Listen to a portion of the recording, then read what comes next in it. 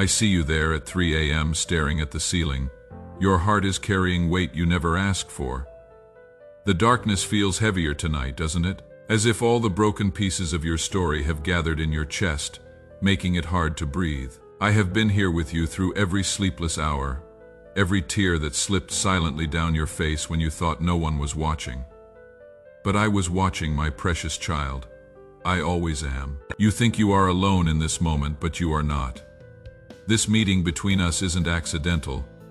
Your restless spirit led you here because I have words your heart desperately needs to hear. Words about the shame you carry like stones in your pocket.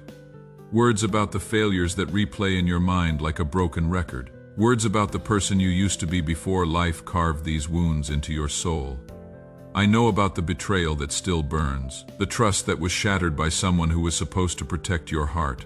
I saw how you tried to hold it together, how you smiled when you wanted to scream, how you said I am fine when everything inside you was falling apart. My beloved, I collected every tear in my bottle. Not one drop of your pain has gone unnoticed by heaven. Do you remember Peter?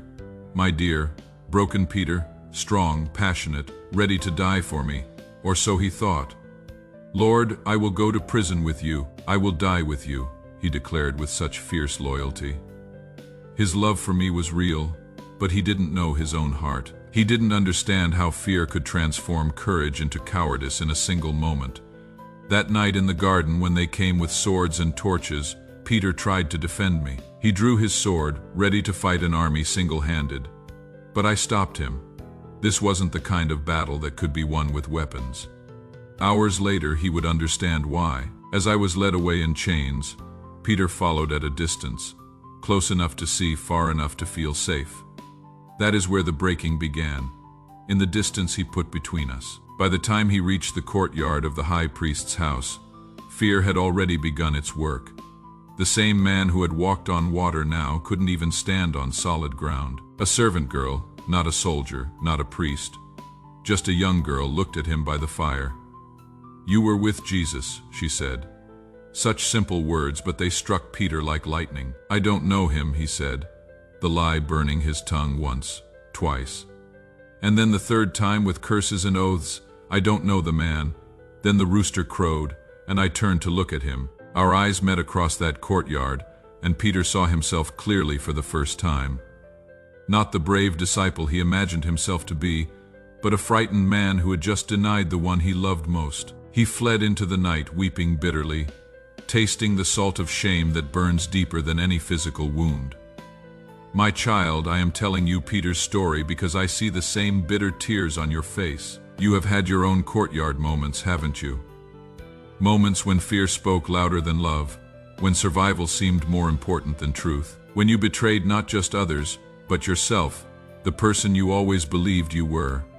Maybe you didn't deny me with words, but with choices, with the compromises that seemed small at first, but grew into canyons between us.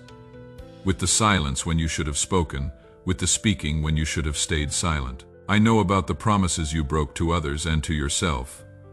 I know about the person you were before fear rewrote your story. But here is what I need you to understand. Beloved, Peter's story didn't end in that courtyard. His failure wasn't his finale. After my resurrection, I sought him out specifically. By the same charcoal fire where he had denied me, I restored him. 3 denials required 3 declarations of love. Not because I needed to hear them, but because he needed to speak them. He needed to know that failure wasn't the end of his calling, and neither is yours. The very fact that you are reading these words at this impossible hour tells me your heart is still soft, still seeking, still hoping despite everything. That ache you feel, it is not condemnation. It is the pull of destiny calling you back to who you really are beneath all the shame and disappointment. I go before you, making a way where there seems to be no way. Right now, in this very moment, I am orchestrating circumstances you cannot see. That relationship you think is beyond repair. I am already working on hearts, softening what has become hard, healing what has been wounded. That dream you buried after your last failure, it is not dead, only dormant, waiting for the right season to bloom again. Please support our channel.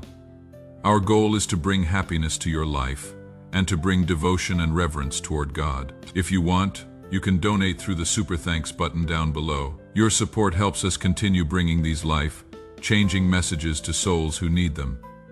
And as you give, you participate in the blessing of others who are waiting to hear these same words of hope. Within the next 7 days, watch for my hand moving in your circumstances. You will see a door open that you thought was permanently closed. Someone will speak words of affirmation that directly address the lies shame has been whispering. A burden you have carried alone will suddenly feel lighter because I am going to send someone to help you bear it. But more than external changes, I am doing something deep within you. That hardness around your heart, the protective shell you built after being hurt too many times, I am gently dissolving it, not to leave you vulnerable to more pain, but to make you capable of deeper love. The very wounds that nearly destroyed you are becoming wells of wisdom and compassion for others, walking similar paths. You are not your worst moment.